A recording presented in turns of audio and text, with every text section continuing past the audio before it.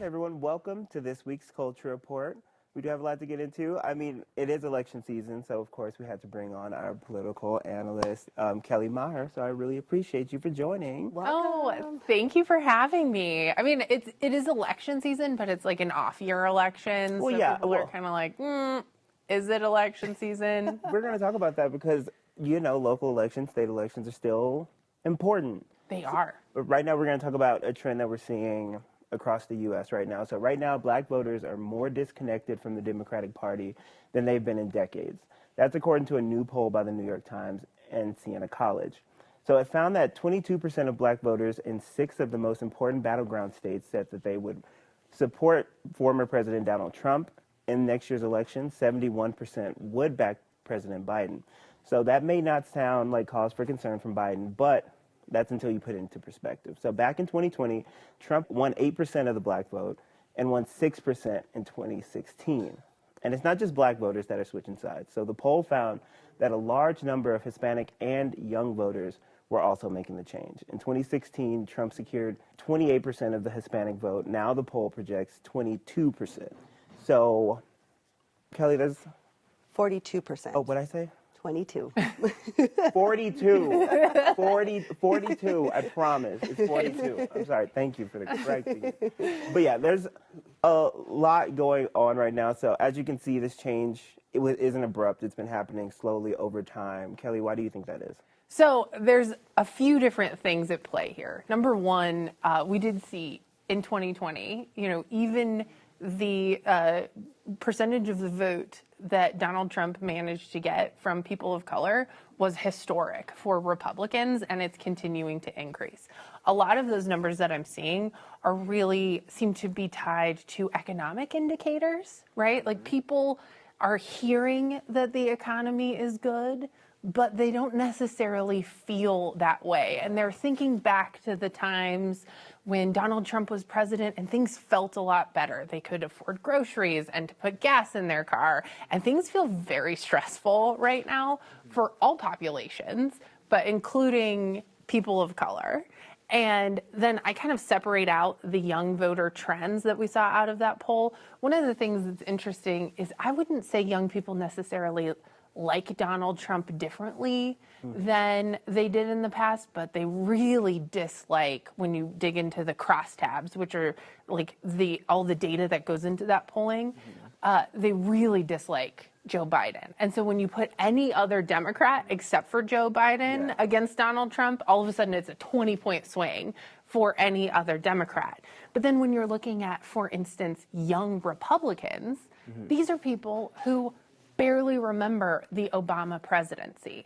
And so when they're looking at what is Republicanism, they're really thinking back again to the times of Donald Trump. And then we all know that we have this it's like a hope deficit with young people, right? We've got huge student loan debt. Yeah. We have like the thought that now most people feel like they're never going to be able to buy a house. They're trying to figure out how to get into the job market. It's really tough. Yeah, and speaking of Republicans, I'm going to just shift a little bit just because I'm curious. Yeah. I know Reuters and Ipsos had a poll recently that said Republicans, 45% would say no to backing up Trump if he got convicted, and 35% they said they would. However, he's still like the #1 nominee for the Republican Party. Like, what's the appeal for people like Republicans? Why are they still like supporting him so strongly? It's such a great question. And here in Colorado, by the way, Trump still enjoys huge favorability ratings with people who are registered Republican. And it's just a fascinating thing when you actually start to dig into it. Many people who are registered Republican for years have felt kind of like beat down and tired and frustrated. And oftentimes what we're seeing in a lot of that polling is they want somebody who is going to come in and kind of like, as he said, drain the swamp, right? They want that kind of, they want to get somebody who they feel like is a fighter for them. And sometimes, when you're looking at kind of the older type of Republicans, people who joined the party in the 80s and 90s, they might have a different value system. But back to the question of younger voters, these are people who largely see that the Republican Party has really been dominated by Donald Trump. Really quick, really quickly. We only have a few moments left. Fascinating. No, I know, it's so fun and weird and nerdy. And I'm so curious, and you were saying that people like are saying that like, things just felt better, things felt easier when Trump was president. Do you think that's due to leadership, like the administration, or do you think that was just a matter of circumstance, like what's going on now, or is it due to like Joe Biden's actions right now? It's a super complicated and interesting question and hard to distill very quickly. But I would say that the biggest thing that we see with voters is how they are doing personally, economically, is the biggest indicator of how they feel things are going in the country. So if you feel like things are tight, if you feel like you're having a hard time making ends meet, if you are a young person and you feel like there's not a lot of hope on the horizon for you, that is the biggest indicator of then whether or not the president actually has much say over that. That is the biggest indicator of how people feel about politics. Gotcha. So, the overall message, you guys should know this, but if you don't, like, who you vote for is not what we're here to tell you, but we just want to make sure people go out and vote. Like, we just want to make sure people are voting. Get involved. Get involved. Understand the issues and, like, be yourself, whatever it is, and find somebody that matches that for you. I love that. Yeah.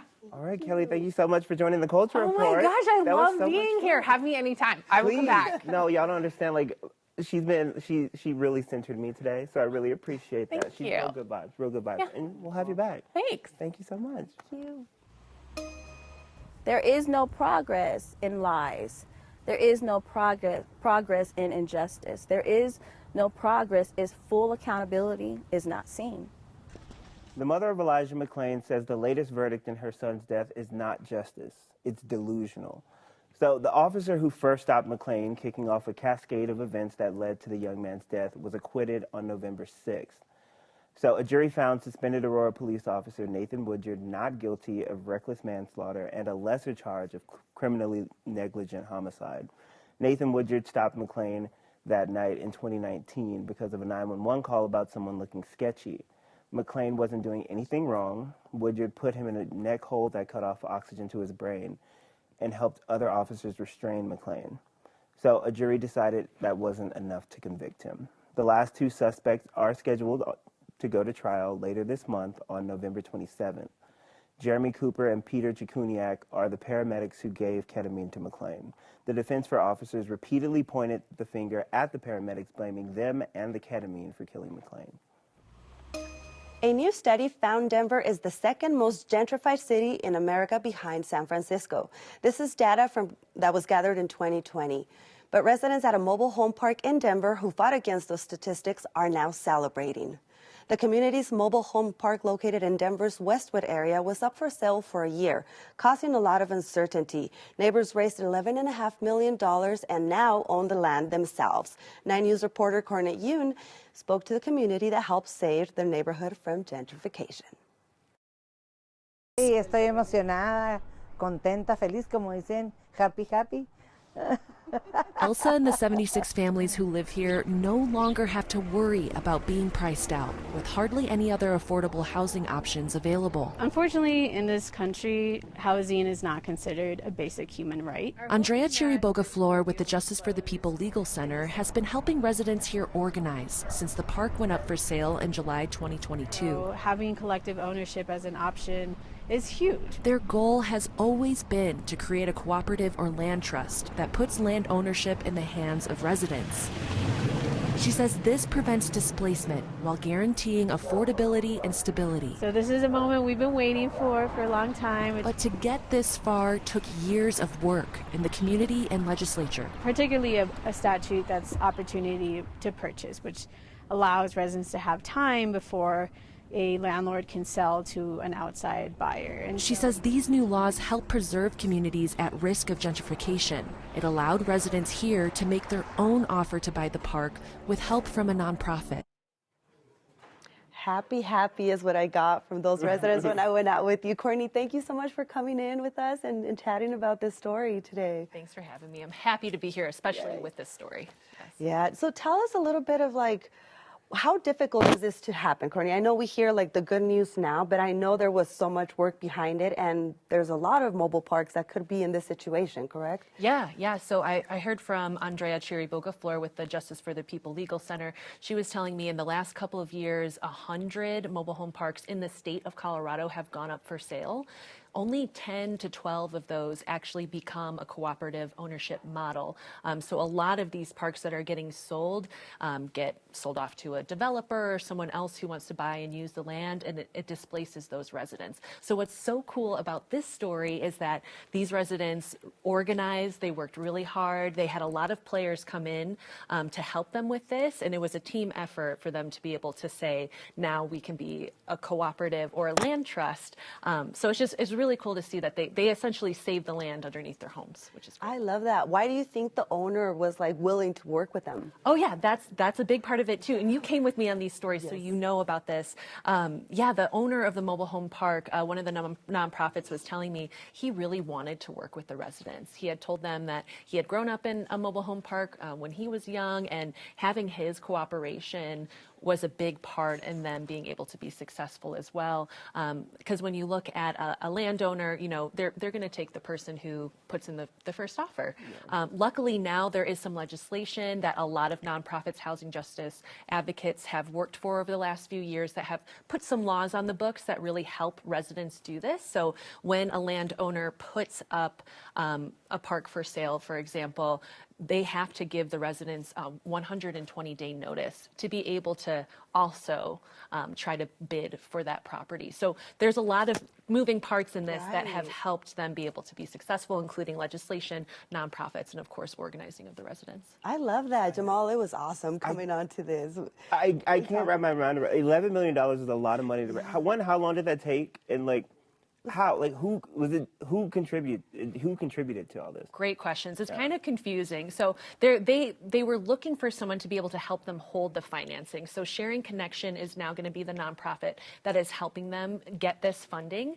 So they're technically, this nonprofit Sharing Connection is the interim owner of the park right now. So what they'll do in 1 to 3 years, they will eventually transition the property over to the residents to own. They'll pay it off by paying their mortgage, so essentially Sharing Connections, that nonprofit, they go out and seek traditional ways of financing loans, things like that, and they just help the community be able to purchase something that big. Yeah, I love it. And you saw all the neighbors like coming together and talking and not losing hope, because that is discouraging when it kept like falling through, right, Courtney? And so talking to them from the very beginning, it was just so moving for me to see, especially Eduardo. That's one of the residents that was there. Mm-hmm. He was amazing, and just the way he spoke to all of them, and just, don't give up, keep going. It was so keeping up morale. Yes, absolutely. Yes. So I love that. And when we think about the rent prices that they're paying there, there's no way you're going to pay that in anywhere else in Denver. So it just makes me so happy that happened. Absolutely. Yeah, the affordable options are few and far between, and it's just great that they could stay in their homes. Yes, absolutely. Yes. Courtney, I'm so happy that you're here. I've been trying to get Courtney on for a long time, so I'm really happy for you to make your Culture Report debut. We're really excited about it. Me too. Thank you so much. Glad to be here. Thanks, guys. All right.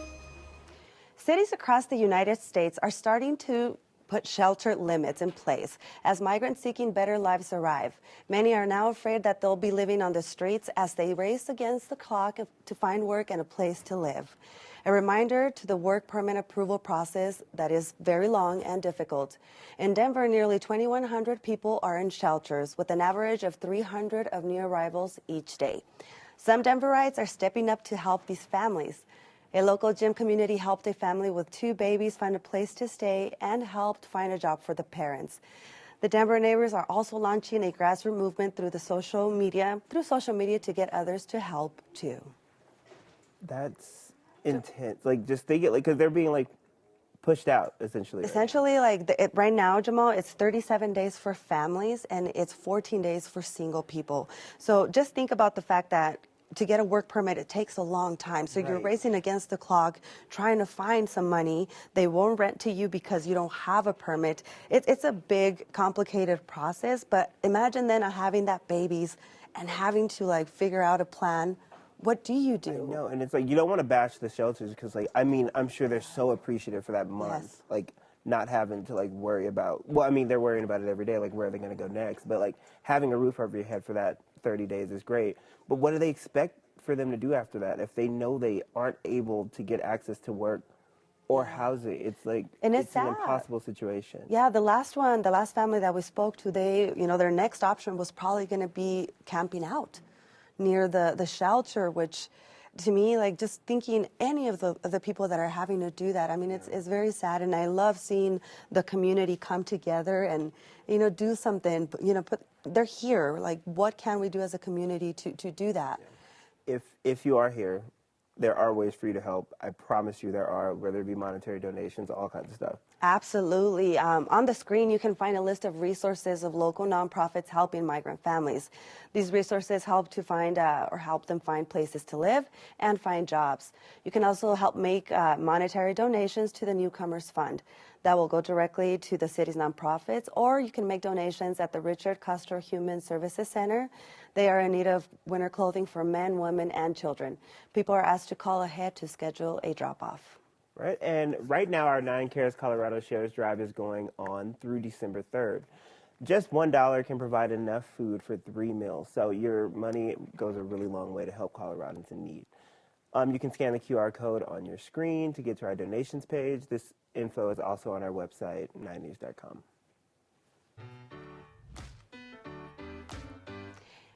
And now jumping to our good news. A prominent Mexican runner, Lorena Ramirez, also known as the Tarahumara Marathoner, participated in the first Latino ultra nature adventure in Boulder. Lorena became famous after she won the women's 50-kilometer category in the Ultra Cerro Rojo race in 2017, where she beat competitors from all over the world running barefoot and dressed in Raramuri attire, which is the typical dress of her community. Lorena has also been honored with the Netflix documentary Lorena the Light-Footed One. Go off then.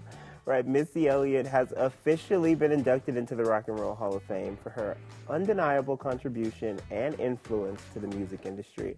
She's the first female hip-hop artist to accomplish this major feat.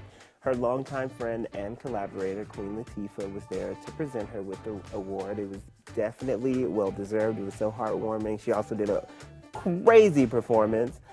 But you know what, Lauren? She did not do it barefoot.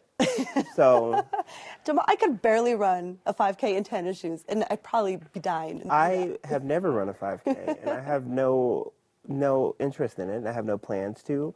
I do donate, though, Yeah, and if for good causes, it's fine. For sure. Maybe you can walk them. Who? You can walk 5? the 5K. No, okay, no, I probably could. A 5K, I probably could. Yeah. Ooh, look at me. Oh, I didn't share the news. Let me tell y'all, since we're so close. Come in. I decided if y'all see me over the next couple of weeks looking a little rough, I decided to grow my hair out because that's my right and I get to. But it's gonna be looking rough. Y'all know those in between months when it's like. I've done that before. Cut the hair and you regret it. Yes, and I'm gonna try my best to style it and do what I can. But my curls are beautiful. My black is beautiful, and I really wanna grow my hair out again. I used to have it really long, and we're about to get back. I can't wait to see it, Jamal. Girl, me too. So when I'm walking around the newsroom, it's gonna be a lot of hoodies, a lot of beanies. Like, it's rough, but yeah, it's gonna be a good time. But now you gave him an explanation. No need to explain. Yes, now that I'm never gonna explain it ever again, so don't ask. No, I'm just kidding. It's gonna be good. I think after I grow it out, I'm gonna show a little time lapse of how I looked on the show, and it's gonna be good. All right. Well, thank you guys so much for joining this episode of the Culture Report. We'll be back to continue the conversation next Thursday right here on 9news Plus and 9news.com.